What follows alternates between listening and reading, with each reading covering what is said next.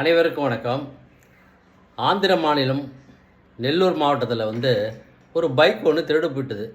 அதை போய் காவல்துறையினர் தேடி பார்க்குறாங்க, பைக் கிடைக்கல. ஒரு இடத்துல சந்தேகப்பட்டு கேட்குறாங்க ஒருத்தர்கிட்ட. அவர் என்ன பண்ணுறாருன்னா, பைக் இங்கே இல்லைங்க, யாரையும் எடுக்கலை அப்படின்னு சொல்லிடுறாரு. ஆனால் அவருடைய பையன் சும்மா இருந்தால் 4 வயசுக்குள்ளே இருக்கும்.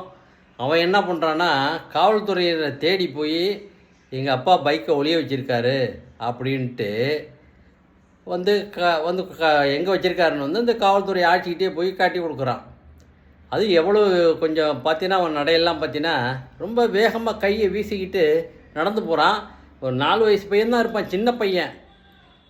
நடந்து போயிட்டு அந்த பைக் இருக்கிற இடத்த இது இங்கே தான் இருக்குது, அப்பா தான் வச்சுருக்காருங்க ஒழிச்சு அப்படின்னு சொல்லி காட்டிவிட்டான். காவல்துறையினர் பைக்கை எடுத்துகிட்டு அந்த சிறுவனை பாராட்டி, நேர்மைக்கு தகுந்த சன்மானம் வழங்கப்படும்னு சொல்லி பாராட்டிட்டு போனாங்க. எதுக்காக இந்த இதை சொல்கிறோம்னா, அப்பா பைக்கை திருடி வச்சுட்டாரு. ஆனால் பையனுக்கு பிடிக்கல. சின்ன வயசு சிறுவன் தான், 4 வயசுக்குள்ளே இருக்கும், அவனுக்கு பிடிக்கல.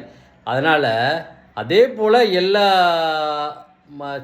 சின்ன பையனாக இருந்தாலும் சிறுவர்களாக இருந்தாலும் வாழ்க்கையில் நேர்மையாக இருந்தால் நல்லா முன்னேற்றம் அடையலாம் என்பதற்கு இது ஒரு எடுத்துக்காட்டு. நன்றி, வணக்கம்.